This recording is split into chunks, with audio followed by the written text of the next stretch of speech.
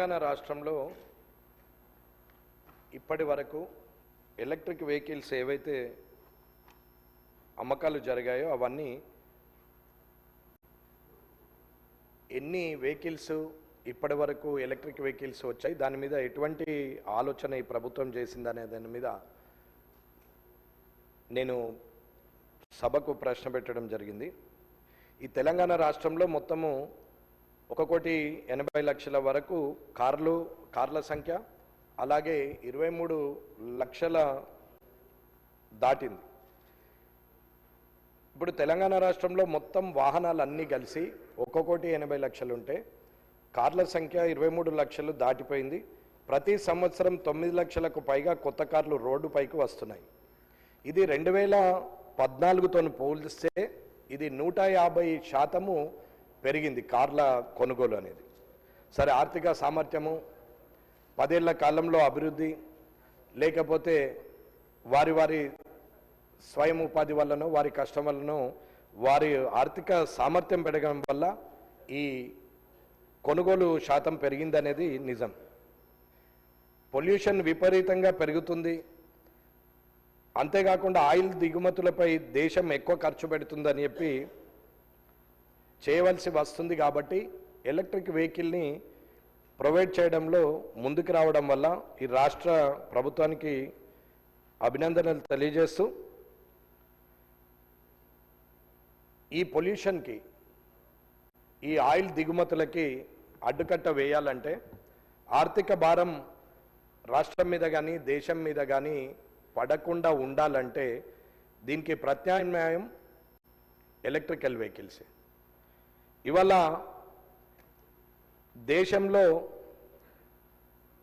2070 నాటికి పొల్యూషన్ అనేది ఉండకుండా మొత్తం ఎలక్ట్రిక్ వెహికల్లతోని ఉండిపోవాలనేది ఒక లక్ష్యంగా పనిచేస్తున్నప్పుడు ఈ ఎలక్ట్రిక్ వెహికల్స్కి రావడానికి, ప్రజలు కొనడానికి ప్రభుత్వం తీసుకున్నటువంటి పాలసీలు కానీ ప్రభుత్వం తీసుకున్న నిర్ణయాలు ఏమిటన్నది ముఖ్య ప్రశ్న. ఇకపోతే ఆర్టీసీకి సంబంధించి 2039 వరకు 100% ఎలక్ట్రిక్ వెహికల్ బస్సులు నడపాలని టార్గెట్ పెట్టుకున్నట్లుగా అనిపిస్తున్నది. ఈ రాష్ట్ర ప్రభుత్వము అలాంటి ఆలోచన చేయడం అభినందనీయమే. అది నిజంగా చేరగలిగితే సంతోషమే.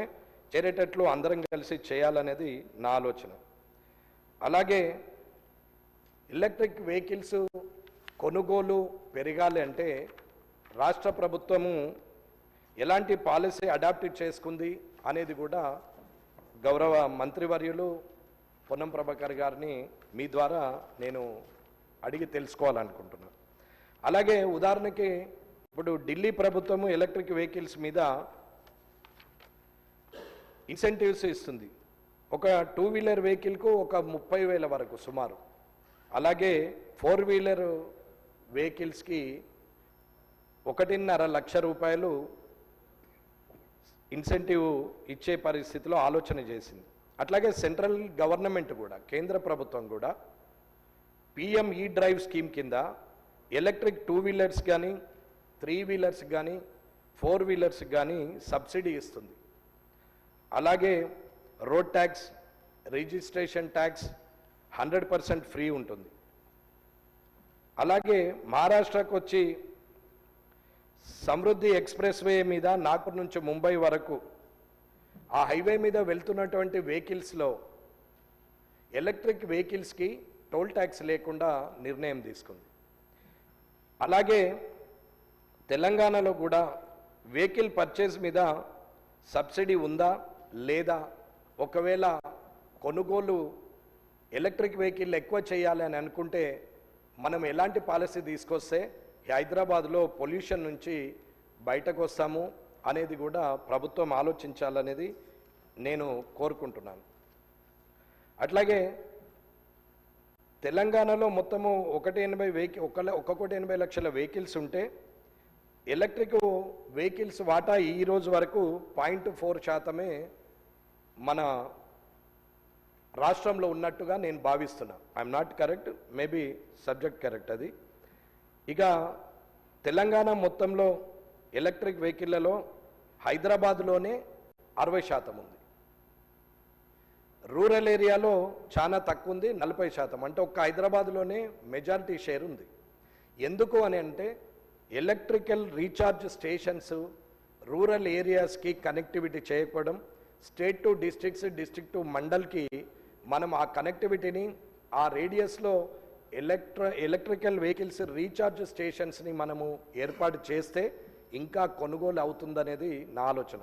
ఒక మామూలు వ్యక్తిగా నేను ప్రజల్లో ఉండి చూసిన దాని ప్రకారంగా ప్రతి ఒక్కరు కూడా ఎలక్ట్రిక్ వెహికల్ వైపే చూస్తున్నారు, ఎలక్ట్రిక్ వెహికల్ కొనుక్కోవాలని ఆలోచిస్తున్నారు. కానీ నాతో సహా ప్రజలకు ఉన్నటువంటి సందేహం ఏంటంటే 300 కిలోమీటర్లు 400 కిలోమీటర్లు అంటే మిడిల్ క్లాస్ పీపుల్ అఫోర్డబుల్ చేసేది 300 కిలోమీటర్లు 400 కిలోమీటర్లు పోయే లోపల ఛార్జింగ్ స్టేషన్స్ లేకుంటే రూరల్ ఏరియాలో కష్టం కాబట్టి ఆలోచన చేసే పరిస్థితిలో ఉంది అనేది నేను అనుకుంటున్నాను. ఇది నా స్వానుభవం. అట్లాగే ఇవాళ మన రాష్ట్రంలో 70,000 వెహికల్లు మాత్రమే ఎలక్ట్రిక్ వెహికల్స్ ఉన్నాయి. కానీ మహారాష్ట్రలో 3 లక్షలు ఉన్నాయి, అలాగే కర్ణాటకలో 2.5 లక్షల వరకు ఉన్నాయి, అలాగే తమిళనాడులో 1,70,000 వరకు ఉన్నాయి, అలాగే తెలంగాణలో ఓన్లీ 70,000 మాత్రమే ఉంది అనేది నా అభిప్రాయం. ఇది అథెంటిక్గా నేను మాట్లాడలేదు, కానీ ఇది నేను నాకున్న ఆలోచన మీద, నాకు తెలుసుకున్న పరిజ్ఞానం మీద నేను మాట్లాడుతున్నటువంటిది. మేబీ నిజం కావచ్చు అనేది నేను అనుకుంటున్నాను. కారణము ఇవన్నీ మన దగ్గర 70,000 ఉండడం, మిగతా దగ్గరలా ఎక్కువ ఉండడానికి కారణం ఏంటంటే రీఛార్జ్ స్టేషన్లు అనేది ఒకటి, రెండవది ఇన్సెంటివ్స్ ఇవ్వాలి, మూడవది బ్యాంకులు కొన్ని ఎలక్ట్రిక్ వెహికల్లకు మేము ఇవ్వమనడము తెలుస్తుంది. అది ప్రభుత్వం బ్యాంకర్స్తోని మాట్లాడి నిర్ణయం తీసుకుంటే బాగుంటుంది అనేది ఆలోచన ఇస్తుంది. ఇకపోతే నా సలహా సూచన, మన ప్రభుత్వం ఈ 5 ఏళ్ల టర్మ్లో 2 ఏళ్ళు అయిపోయింది, ఇంకా 3 సంవత్సరాల్లో ఈ పొల్యూషన్ తగ్గాలి, ఎలక్ట్రిక్ వెహికల్స్ ఈ రాష్ట్రమే ప్రథమ స్థానంలో ఉండాలి. భారతదేశంలో తెలంగాణ రాష్ట్రంలోనే అతి ఎక్కువ సేల్ ఉన్నటువంటి రాష్ట్రంగా ఉండాలి. ఎందుకంటే అత్యంత ఉన్నతమైన ధనవంతుల వెహికల్స్ అన్నీ కూడా మొట్టమొదటగా హైదరాబాద్లోనే సేల్ అవుతాయి. కాబట్టి ఇవాళ ఎలక్ట్రిక్ వెహికల్స్ మిడిల్ క్లాస్కి, below middle class poverty line వాళ్ళకి ఇవాళ అవకాశం ఉంది. కాబట్టి దయచేసి ప్రభుత్వము నేను ఇచ్చే సలహాను సూచనగా తీసుకొని మీరు నిర్ణయం తీసుకుంటారని అనుకుంటున్నాను. తెలంగాణ ఎలక్ట్రానిక్ వెహికల్స్కు road tax, registration charges complete exemption ఉన్నా అది మొదటి 8,000 వెహికల్లకే ఉంది. కాబట్టి తర్వాత వీటికి ఇస్తలేరు అనే దాని మీద తీసుకోవడం తగ్గిపోయిందని ఆలోచిస్తున్నాం. కాబట్టి ఇవన్నీ ఇస్తూ ఎలక్ట్రికల్ రీఛార్జ్ స్టేషన్స్ కూడా పెడితే ఇంకా వెహికల్స్ అన్నీ ఎలక్ట్రికల్ వెహికల్స్ అవుతాయి. గవర్నమెంట్ అధికారులు ఉపయోగించిన, గవర్నమెంట్లో ఉన్న శాసనసభ్యులం మనం ఉపయోగించే వెహికల్స్ కూడా మంత్రులైనా, ఎమ్మెల్యేలైనా, అధికారులైనా, చీఫ్ సెక్రటరీ నుంచి పంచాయత్ సెక్రటరీ వరకు ఎవరికైనా వెహికల్ ఉన్నా వారందరూ కూడా ఎలక్ట్రిక్ వెహికల్లకి మారితే బాగుంటుంది అనేది నా అభిప్రాయం. దీన్ని గౌరవంగా తీసుకొని అందరం ఆ అడుగు ముందుకేసి పొల్యూషన్ తగ్గించాలని కోరుకుంటున్నాను.